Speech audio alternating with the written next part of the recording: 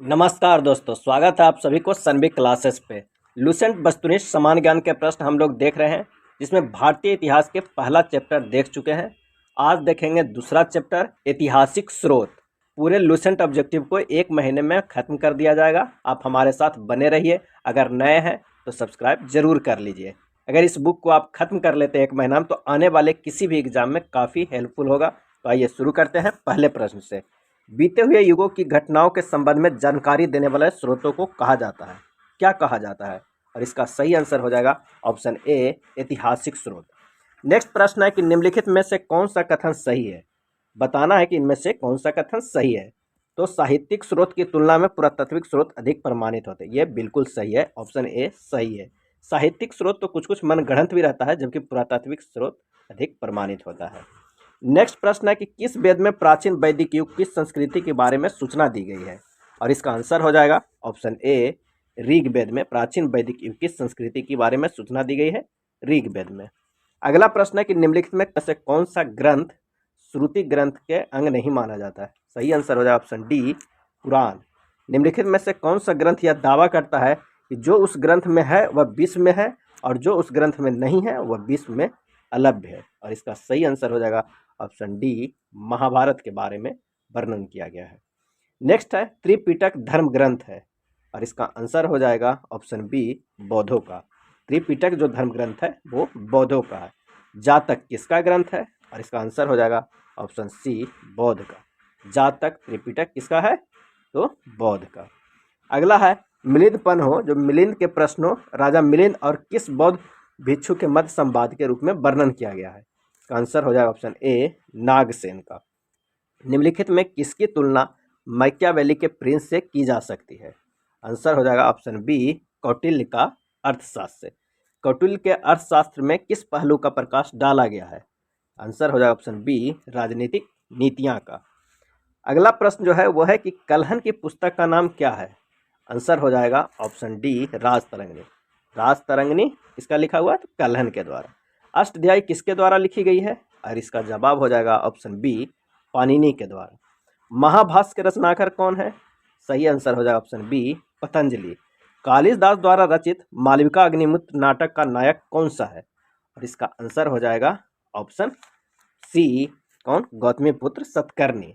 महाभाष्य के रचनाकार पतंजलि, और जो अष्टाध्यायी का पाणिनि। नेक्स्ट है हर्षचरित किसके द्वारा लिखी गई है? तो हर्षचरित लिखी गई है ऑप्शन बी, बाणभट्ट के द्वारा। विक्रमांक चरित के रचनाकार कौन है? विक्रमांक चरित के रचनाकार, इसका आंसर हो जाएगा ऑप्शन बी, बिल्हन। चंद्रबरदाई द्वारा रचित ग्रंथ का नाम क्या है? और इसका आंसर हो जाएगा ऑप्शन ए, पृथ्वीराज रासो। चलिए नेक्स्ट प्रश्न पे चलते हैं कि निम्न में से कौन सिकंदर के साथ भारत आने वाला इतिहासकार नहीं था? आंसर हो जाएगा ऑप्शन डी, हेरोडोटस। सिकंदर के साथ भारत आने वाला इतिहासकार नहीं था हेरोडोटस, जबकि निर्याकस, नासिक्रिटिस और एरिस्टोबुलस, ये तीनों आया था सिकंदर के साथ। निम्नलिखित में किस विदेशी यात्री ने भारत का दौरा सबसे पहले किया था? जवाब हो जाएगा ऑप्शन ए, मेगास्थनीज। मेगास्थनीज के पुस्तक का नाम क्या है? और इसका आंसर हो जाएगा ऑप्शन डी, इंडिका। इंडिका किसका लिखा हुआ है? तो मेगास्थनीज के द्वारा। ज्योग्राफिया की रचना किसने किया था? और इसका आंसर हो जाएगा ऑप्शन सी, स्ट्रैबो। प्लिनी के पुस्तक का नाम क्या है? प्लिनी जो है उनके पुस्तक का नाम क्या है? इसका आंसर हो जाएगा ऑप्शन बी, नेचुरलिस्ट हिस्टोरिया। अगला प्रश्न है कि पेरिप्लस ऑफ इरिथ्रियन सी की रचना किसने की है? और इसका जवाब हो जाएगा ऑप्शन डी, अज्ञात नाम यूनानी लेखक ने किया था। इनके नाम के बारे में वर्णन नहीं है। फाहियान कहाँ का निवासी था? और इसका आंसर हो जाएगा ऑप्शन सी, चीन का। फाहियान किसके शासनकाल में भारत आया था? इसका आंसर हो जाएगा ऑप्शन डी, चंद्रगुप्त सेकेंड के शासनकाल में। हर्षवर्धन के समय कौन सा चीनी यात्री भारत आया था? हर्षवर्धन के समय। और इसका आंसर हो जाएगा ऑप्शन डी, ह्वेनसांग। और फाहियान किसके शासनकाल में? तो चंद्रगुप्त सेकेंड के। हर्षवर्धन के समय ह्वेनसांग। नेक्स्ट है 9वीं सदी में भारत आए अरब यात्री सुलेमान ने किस साम्राज्य को रोहमा कहकर संबोधित किया था? रोहमा। और इसका आंसर हो जाएगा ऑप्शन ए, पाल साम्राज्य को। अल बरूनी किसके शासनकाल के इतिहासकार थे? इसका आंसर हो जाएगा ऑप्शन ए, महमूद गजनवी। यात्री इब्न बतूता कहाँ से आया था? ये आया था, इसका आंसर हो जाएगा ऑप्शन ए, मोरक्को से। अगला जो प्रश्न है कि दक्षिण अफ्रीकी यात्री इब्न बतूता किसके शासनकाल में भारत आया था, तो इसका भी आंसर हो जाएगा ऑप्शन सी, मोहम्मद बिन तुगलक।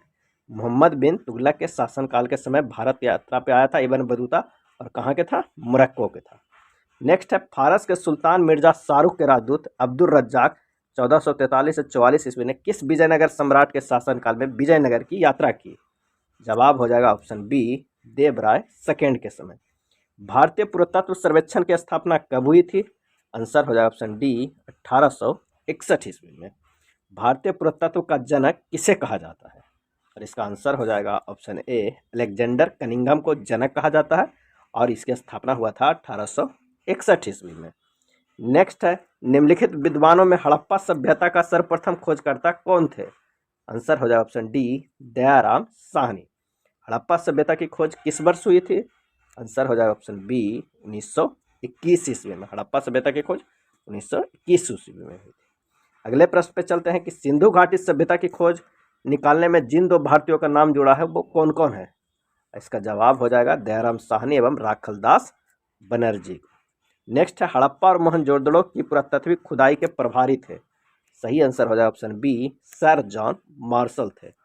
अगला जो प्रश्न है वह है न्यूमिस्मेटिक्स क्या है, न्यूमिस्मेटिक क्या है, और इसका आंसर हो जाएगा ऑप्शन बी, सिक्कों एवं धातुओं के अध्ययन को न्यूमिस्मेटिक कहा जाता है।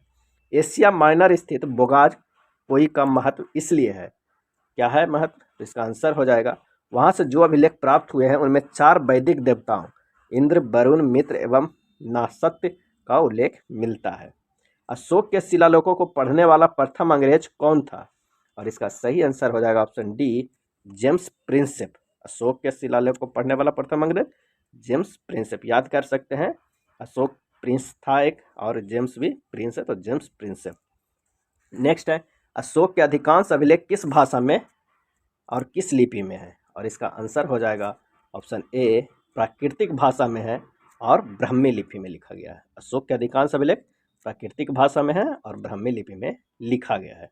आंसर है कहाँ से अशोक के द्विभाषाई ग्रीक एवं अरमाइक अभिलेख प्राप्त हुए हैं, इसका आंसर हो जाएगा ऑप्शन ए, सर एकुना कंधार से।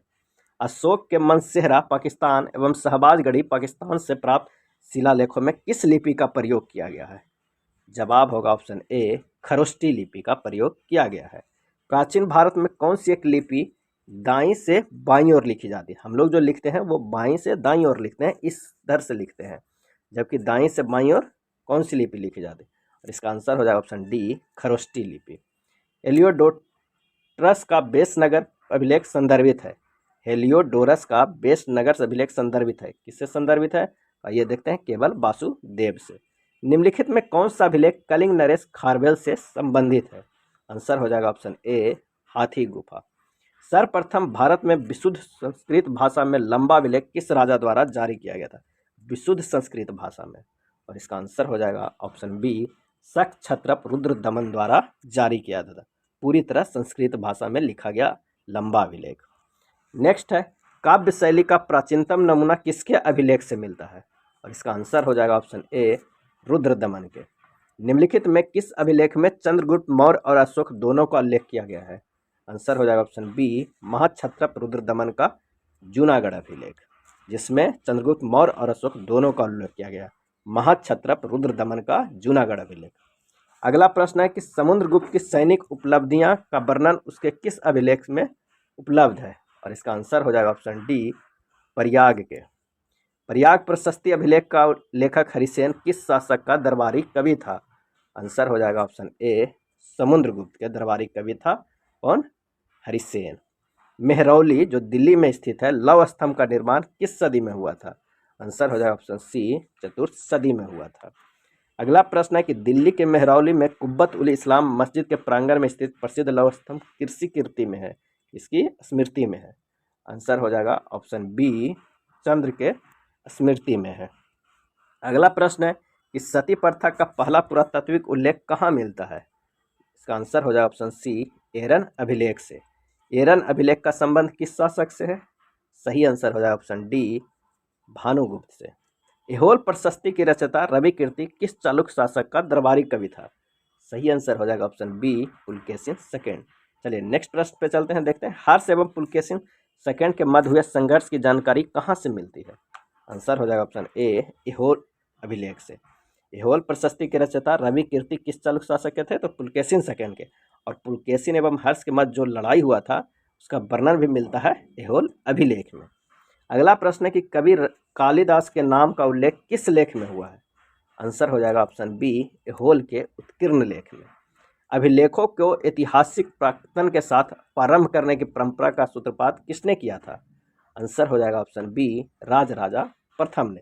कहाँ से प्राप्त अभिलेख में महासभा की कार्य प्रणाली के विषय में विस्तृत जानकारी मिलती है?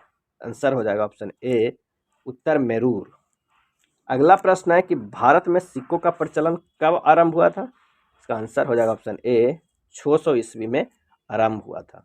भारत में प्राचीनतम मुद्रा माना जाता है? आंसर हो जाएगा ऑप्शन ए आहत सिक्के। भारत में प्राचीनतम मुद्रा माना जाता है आहत सिक्के। भारत में सर्वप्रथम स्वर्ण मुद्राएं किसने चलाया था? इसका आंसर हो जाएगा ऑप्शन बी इंडो बैक्ट्रियन ने चलाया था सर्वप्रथम भारत में स्वर्ण मुद्राएं। निम्नलिखित में किसने सोने के सर्वाधिक शुद्ध सिक्के जारी किए हैं? आंसर हो जाएगा ऑप्शन ए कुषाण ने। कुषाण ने सोने की सर्वाधिक शुद्ध सिक्के जारी किए हैं। अगला है सातवाहनों के समय में मुद्रा सर्वाधिक किस धातु के थे? आंसर हो जाएगा ऑप्शन ए सीसा के। सातवाहन के समय मुद्रा सर्वाधिक किस धातु के? तो सीसा के। निम्नलिखित में किसने बड़े पैमाने पर स्वर्ण मुद्राएं चलाई थी? आंसर हो जाएगा ऑप्शन सी कुषाण शासकों ने सबसे बड़े पैमाने पर स्वर्ण मुद्राएं चलाए थे और सीसा का मुद्रा सातवाहनों ने चलाया था। अगला प्रश्न है कि सोने के सर्वाधिक सिक्के किस काल में जारी किए गए? और इसका आंसर हो जाएगा ऑप्शन बी गुप्त काल में। निम्नलिखित में किस स्थल से रोमन सिक्के चले थे? निम्नलिखित में से किस स्थल से रोमन सिक्के मिले हैं? आंसर हो जाएगा ऑप्शन डी अरिकमेडु। अगला है भीमबेटका किसके लिए प्रसिद्ध है? भीमबेटका। और इसका सही आंसर हो जाएगा ऑप्शन ए गुफाओं के शैलचित्र के लिए। प्राचीन काल में भारत के लोग बर्मा को किस नाम से जानते थे? और इसका आंसर हो जाएगा ऑप्शन ए स्वर्ण भूमि के नाम से बर्मा को जानते थे। अंकोर वाट कहाँ स्थित है? इसका आंसर हो जाएगा ऑप्शन डी कंबोडिया में। कंबोडिया में अंकोर वाट स्थित है। नेक्स्ट है प्लिनी की मूल कृति नेचुरल हिस्ट्री किस भाषा में रचित है? और इसका आंसर हो जाएगा ऑप्शन बी लैटिन भाषा में। जो प्लिनी के द्वारा एक मूल कृति लिखा गया है नेचुरल हिस्ट्री वो लैटिन भाषा में लिखा गया। चचनामा सिंध का इतिहास है और मूल रूप से किस भाषा में लिखा गया है? आंसर हो जाएगा ऑप्शन सी अरबी में लिखा गया है चचनामा। नेक्स्ट देखते हैं भारत के सांस्कृतिक इतिहास के संदर्भ में इतिवृत्तों राजवंशीय इतिहासों और वीर गाथाओं को कंठस्थ करना निम्नलिखित में से किसका व्यवसाय था? आंसर हो जाएगा ऑप्शन डी मगध का। भारत के संस्कृति इतिहास के संदर्भ में इतिवृत्तों राजवंशीय इतिहासों तथा वीर गाथाओं को कंठस्थ करना किसका व्यवसाय था? तो मगध का। चीनी यात्री सुंग युन ने भारत यात्रा की थी। आंसर हो जाएगा ऑप्शन ए 518 ईस्वी से 522 ईस्वी तक। अगला प्रश्न है कि महाभारत युद्ध के लिए 3101 ईस्वी पूर्व तिथि को उल्लेख निम्नलिखित में किस अभिलेख में हुआ है? और इसका आंसर हो जाएगा ऑप्शन ए पुलकेशिन सेकेंड के ऐहोल अभिलेख में। राबा तक अभिलेख संबंधित है, किससे संबंधित है? आंसर हो जाएगा ऑप्शन सी कनिष्क से। राबा तक अभिलेख कनिष्क से। भारतवर्ष के लिए इंडिया शब्द का प्रयोग सर्वप्रथम किसने किया था? आंसर हो जाएगा ऑप्शन ए हेरोडोटस ने। किसने? हेरोडोटस ने। अगला है किसने ब्राह्मी एवं खरोष्टी लिपियों को उद्भाषित किया है? किसने? और इसका आंसर हो जाएगा ऑप्शन डी जेम्स प्रिंसेप ने। ब्राह्मी एवं खरोष्टी लिपियों को उद्भाषित किया है जेम्स प्रिंसेप ने।